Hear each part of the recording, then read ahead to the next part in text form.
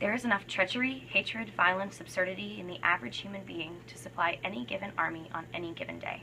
And the best at murder are those who preach against it, and the best at hate are those who preach love, and the best at war, finally, are those who preach peace. Those who preach God need God.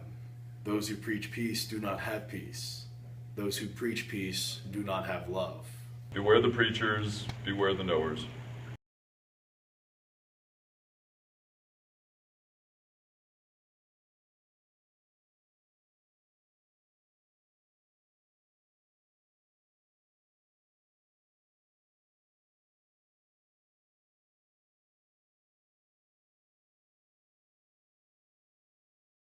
Beware those quick to praise, but they need praise in return. Beware those who are quick to censor. They are afraid of what they do not know. Beware those who seek constant crowds, for they are nothing alone. Beware the average man, the average woman. Beware their love. Their love is average, seeks average. But there is genius in their hatred. There is enough genius in their hatred to kill you, to kill anybody. 외로움을 원치도 않고 외로움을 이해하려고 하지도 않습니다. They will attempt to destroy anything that differs from their own. Not being able to create art, they will not understand art. They will consider their failure as creators only as a failure of the world. Being able to love fully, they will believe your love incomplete, and then they will hate you. And their hatred will be perfect, like a shining diamond, like a knife, like a mountain, like a tiger, like hemlock, their finest art.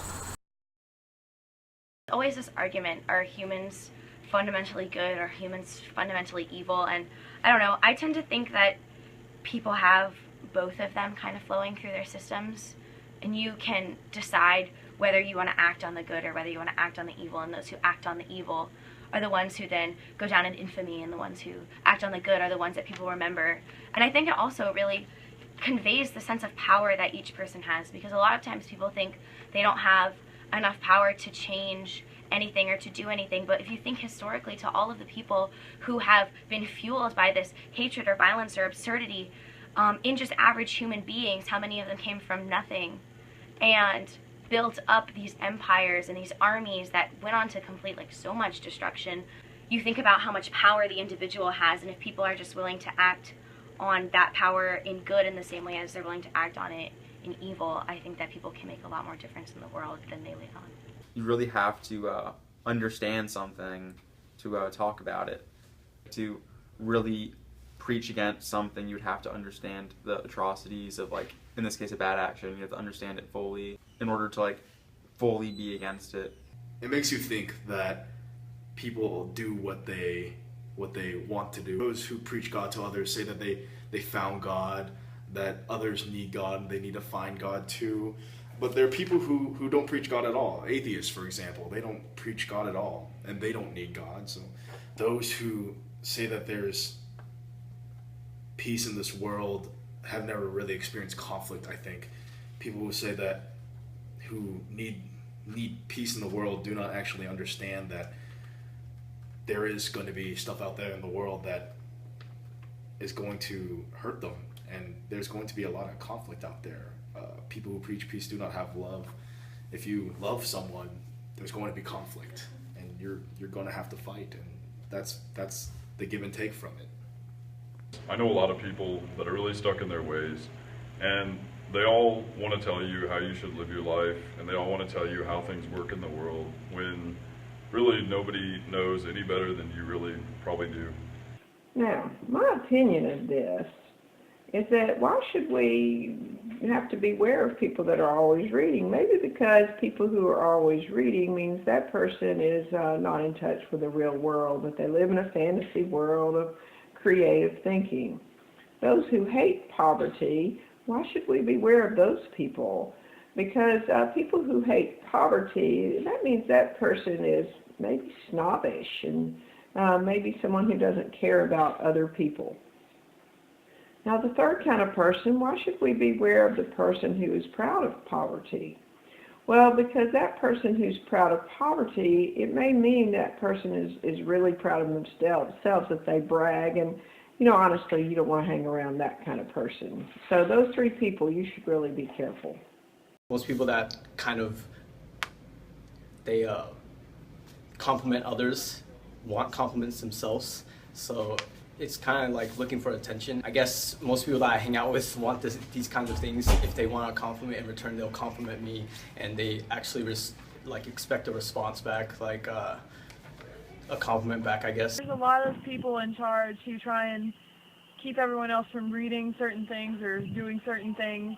And it's not because they have anything against it, just that they don't know and they're scared of it. And that creates a culture of ignorance. Everyone needs to be more knowledgeable, and we don't need to censor things as easily as we do now. I know some people that aren't even comfortable being in a room by themselves because they are always needing attention, but they also lack self-identification, and they need others to relate, and they take others and use that to make their own personality that they feel in the moment. Love is greater than just accepting or just tolerating someone who's simply average. When you seek average, you're not desiring anything better. Because it's kind of sad. With average, there's not a lot of effort, which can make the couple kind of seem like their love was taken for granted from each other. But there's a difference between, oh, I'm home, and I'm glad to be finally back with you. The I'm glad to finally be back with you may sound sappy, but that's real. That's what my parents have, and they've been married for over 20 years, and that's why the average love kind of stood out to me, because that's not what I want. That's not what I have. There's an effort to be made, and when that effort is made, everything is so much better. If there's someone beside you who you know loves you and you know you love him, you can get through anything. That's what's wanted. That's what's desired. That's what should be accepted. You can define genius as knowledge, and I think if you get enough knowledgeable people on a certain subject, then eventually they're just going to think of what they know, instead of being open about things. So like political parties, knowledgeable people, but you see some of them hate each other. They don't wanna get into someone's life. They wanna just care about their own self. Politics is kind of my thing, and it kind of reminds me of modern politicians today. People are not created equal. Some people are artistic and some people are not artistic. If you're not artistic, you'll never be artistic, because it's a talent.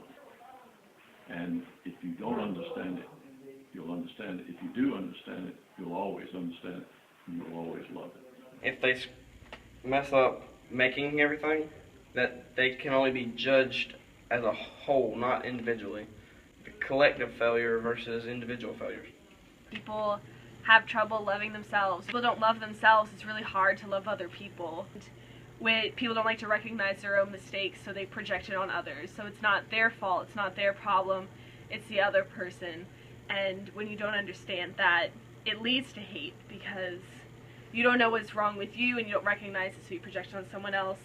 And all of that mix up of not understanding leads to hate. There's so many sad people in the world that just don't understand because they can't love themselves and other people. Yeah, humans' hatred is their greatest art form. If someone does create art, they disregard them and belittle them, but they're also secretly jealous of them, and so they seek out to destroy them. I grew up in a military town in Columbus, Georgia, near Fort Benning, and most people think very highly of soldiers and highly respect them, and the difference in levels of respect between people who create war is higher than that of artists who aren't really creating bad things.